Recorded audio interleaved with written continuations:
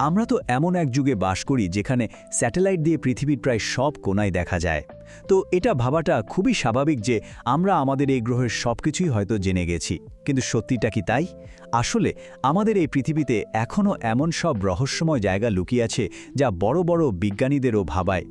এমন কিছু জায়গা যার কোনো ব্যাখ্যা আজও মেলেনি। চলুন আজ পৃথিবীর সেই সব অমীমাংসিত রহস্যের গভীরে একটা ডুব দেয়া যাক।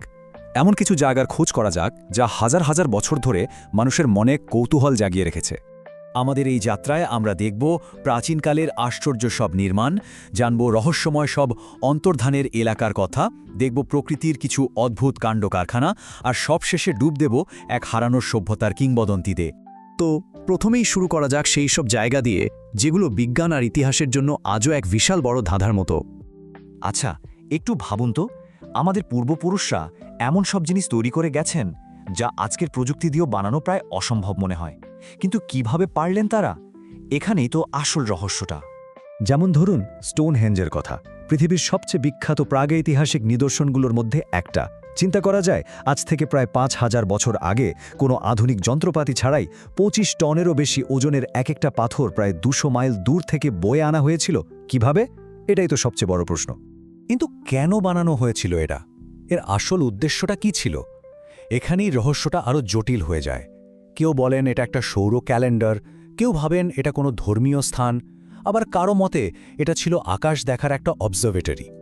সত্যিটা যে কি তা আজও কেউ জানে না। আর শুধু স্টোনহেঞ্জে কিন্তু নয়, গিজার পিরামিড, পেরুর নাস্কা লাইন কিংবা ইস্টার দ্বীপের বিশাল মোয়াই মূর্তি, প্রত্যেকটার পেছনেই আছে নিজস্ব রহস্য। পৃথিবীর নানা প্রান্তে ছড়িয়ে থাকে এই সভ্যতাগুলো কিভাবে এত বিশাল আর জটিল সব স্থাপনা তৈরি করেছিল, সেই প্রযুক্তি আমাদের আজও অবাক করে দেয়। এই যেমন ধরুন নাস্কা লাইনের কথা, দক্ষিণ পেরুর মরুভূমিতে আঁকা এই বিশাল ছবিগুলো এমন এক সময় তৈরি যখন আকাশ থেকে এগুলো দেখার কোনো উপায়ই ছিল না। তাহলে প্রশ্ন হলো, কাদের জন্য বা কী উদ্দেশ্যেই বা এই নকশাগুলো বানানো হয়েছিল? উত্তরটা আজও অজানা। এবার আমরা এমন কিছু জায়গার দিকে যাব যেখানে প্রকৃতির নিয়মকানুন যেন একটু অন্যরকমভাবে কাজ করে। এমন সব জায়গা যেখানে জাহাজ আর বিমান কোনো চিহ্ন না রেখেই একদম হাওয়ায় মিলিয়ে গেছে। বারমুডা ট্রায়াঙ্গল আর জাপানের কাছে ডেভিল সি, পৃথিবীর দুই প্রান্তে থাকা এই দুটো জায়গার মধ্যে একটা অদ্ভুত মিল আছে। দুটোই জাহাজ আর বিমান নিখোঁজ হওয়ার জন্য কুখ্যাত। এটা কি শুধু একটা কাকতালীয় ব্যাপার, নাকি এর পেছনে আরও কোনো গভীর রহস্য আছে? সবচেয়ে বিখ্যাত ঘটনাটা ঘটেছিল ১৯৪৫ সালে। ফ্লাইট ১৯ নামে পরিচিত পাঁচটা মার্কিন বোমারু বিমান এখানে হঠাৎ করেই উধাও হয়ে যায়। আর সবচেয়ে অবাক করা ব্যাপার হলো, ওদের খুঁজতে যে উদ্ধারকারী বিমানটা পাঠানো হয়েছিল সেটাও আর ফিরে আসেনি, অথচ সেদিন আবহাওয়া ছিল একদম পরিষ্কার। ওদিকে জাপানের কাছে ড্র্যাগনস ট্রায়াঙ্গল নিয়েও একই রকম কিংবদন্তি শোনা যায়। যদিও বিজ্ঞানীরা বলেন এর কারণ হতে পারে পানির নিচে থাকা সক্রিয় আগ্নেয়গিরি, কিন্তু কোনো থিওরি এখানকার সব উধাও হয়ে যাওয়ার ঘটনাগুলোর ঠিকঠাক ব্যাখ্যা দিতে পারেনি। বেশ, এবার চলুন প্রকৃতির কিছু অদ্ভুত কাণ্ড কারখানা দেখা যাক। এমন সব ঘটনা যা পদার্থবিজ্ঞানের সাধারণ নিয়মকানুনগুলোকেও যেন চ্যালেঞ্জ করে বসে। তুর্কমেনিস্তানের নরকের দরজা আসলে মানুষেরই একটা ভুলের জীবন্ত উদাহরণ। ১৯৭১ সালে সোভিয়েত বিজ্ঞানীরা মিথেন গ্যাস পোড়াতে গিয়ে যে আগুন জ্বালিয়েছিলেন তা আজও জ্বলছে। তারা ভেবেছিলেন কয়েক সপ্তাহের মধ্যেই নিভে যাবে, কিন্তু সেই আগুন ৫০ বছরেরও বেশি সময় ধরে জ্বলছে। আমেরিকার ডেথ ভ্যালি সেলিং স্টোনস বা চলমান পাথরগুলো আরেক অদ্ভুত রহস্য। বিশাল বিশাল পাথর কিভাবে মরুভূমির মধ্যে একা একাই চলতে পারে? নতুন গবেষণা বলছে বরফ, পানি আর বাতাসের এক বিরল মেলবন্ধনে এটা সম্ভব। মানে প্রকৃতির এক অসাধারণ খেলা। আচ্ছা, বাস্তব জগৎ থেকে বেরিয়ে এবার আমরা এমন এক রহস্যের কথা শুনব যা হয়তো কেবল কিংবদন্তি হয়েই বেঁচে আছে, মানে এক হারিয়ে যাওয়া সভ্যতার গল্প। আটলান্টিস, এক হারিয়ে যাওয়া উন্নত সভ্যতার নাম। গ্রিক দার্শনিক প্লেটো প্রথমের কথা বলেন।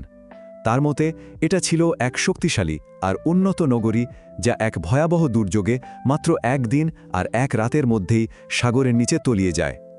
সেই থেকে এটা হারিয়ে যাওয়া সভ্যতার সবচেয়ে বড় প্রতীক হয়ে গেছে। হাজার হাজার বছর ধরে মানুষ কিন্তু আটলান্টিস খুঁজে বেড়াচ্ছে। ভূমধ্যসাগর থেকে শুরু করে অ্যান্টার্কটিকা পর্যন্ত অনেক জায়গাকেই এর সম্ভাব্য অবস্থান বলে দাবি করা হয়েছে, কিন্তু আজ পর্যন্ত এর অস্তিত্বের কোনো পাকা প্রমাণ কিন্তু মেলেনি। এই সমস্ত রহস্য ঘুরে ফিরে আমাদের একটা কথাই মনে করিয়ে দেয়, অজানাকে জানার জন্য মানুষের যে কৌতূহল তার কোনো শেষ নেই, আর আমাদের এই পৃথিবীটা এখনও অসংখ্য বিস্ময়ে ভরা। আমরা যে রহস্যগুলো নিয়ে কথা বললাম সেগুলোকে মোটামুটি 3টে ভাগে ফেলা যায়। কিছু হলো মানুষের তৈরি করা আশ্চর্য জিনিস, কিছু প্রকৃতির অদ্ভুত খেল, আর কিছু হলো ইতিহাসের কিংবদন্তি। কিন্তু সবগুলোর মধ্যেই একটা মিল আছে। এগুলো আমাদের অনুসন্ধিৎসু মনকে সবসময় উস্কে দেয়। তাহলে শেষ প্রশ্নটা এটাই, আমাদের এই গ্রহে এখনও এমন আরও কত রহস্য লুকিয়ে আছে যা শুধু আবিষ্কারের অপেক্ষায় দিন গুনছে? কে জানে, হয়তো সবচেয়ে বড় অ্যাডভেঞ্চারগুলো এখনও বাকি।